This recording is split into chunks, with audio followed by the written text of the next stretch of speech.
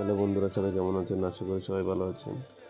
এটা আমাদের আরবাবে নতুন জায়গা কিনেছে। এটা জায়গাটা প্রায় বাংলাদেশের বলতে গেলে 4-5 খানির মতো হবে। অনেক বড় জায়গা এটা। এখানে প্রায় 40,000 রিয়াল দিয়ে এটা কিনা।